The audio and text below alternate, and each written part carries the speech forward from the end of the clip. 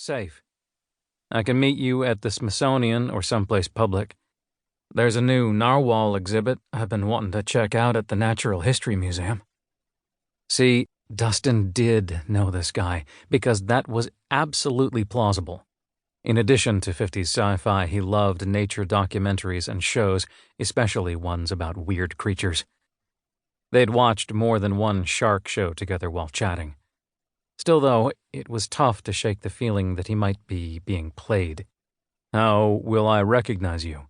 he asked. That wasn't the same as the outright refusal Dustin should be making, but he couldn't help his curiosity.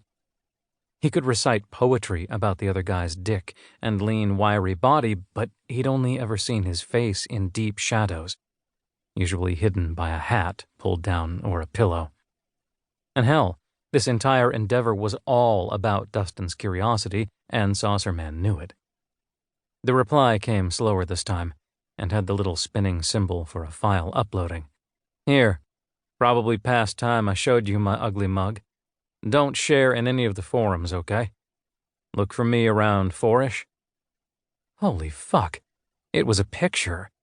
And not a dick pic or selfie of his abs, but a plain, old, normal, safe-for-work shot of a guy in a white t-shirt, not smiling, with broody eyes and dark, almost black hair. Dustin's first thought was how the guy was younger than he'd expected. Not painfully young like a new recruit, but still younger than Dustin's 32. Probably in his mid-20s. His second thought was just how fucking cute the guy was. Just his type, with the soulful eyes and slim but strong shoulders and a hint of scruff along his jaw. Wait. Not his type. Dustin wasn't supposed to have a type of guy, at least not so far as anyone in his life knew. This was crazy. Absolutely crazy. Still there? Did I scare you off? Oops. The guy was probably waiting for a return picture of Dustin, or for him to say something to break the endless minutes of silence while he tried not to freak the fuck out. He was a Navy SEAL, for fuck's sake. He could handle a little picture. No. Just thinking. You look good. Was that the right compliment? With a girl, Dustin would know better what to say, how to compliment her hair or her eyes or her choice of tops. But he was still feeling out his way around guys, especially beyond the trite comments on dick pics that passed for foreplay online. And how will I recognize you? Winky face. Saucerman didn't give up easily, which was one of the things Dustin really enjoyed about him.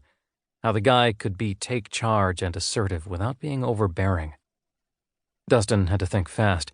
He didn't have many solo selfies on his phone. All the pictures that showed his face also had his brother or his friends in them. And he sure wasn't going to try to take a passable shot in the middle of a packed flight. Plus, his military training made him reluctant to share a face pic. One never knew when something would wind up in the wrong hands. Finally, he typed, "I packed my Oregon Ducks t-shirt, but I'm not sure this is the best idea.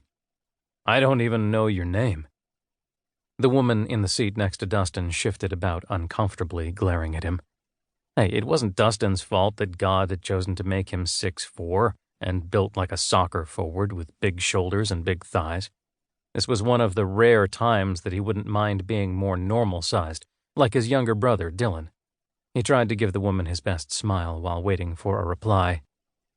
"You can call me Wes, and I'm not going to ravish you in the middle of the museum, even if you ask nice, okay? We'll look at some stuff, maybe grab a beer after. It'll be fine. Are you afraid someone will see you out with a guy? I can promise no PDA if that helps." God, this would be so much easier if Saucerman, Wes, wasn't so freaking nice.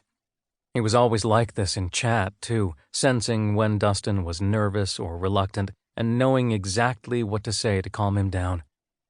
And just like how Dustin knew him, he knew Dustin, too. Knew that his bisexuality was something he usually kept on the serious down low. "I'm not afraid of PDA." That was a lie, a bit of bravado he felt obligated to make. Truth was that the thought of PDA made him both itchy and jumpy.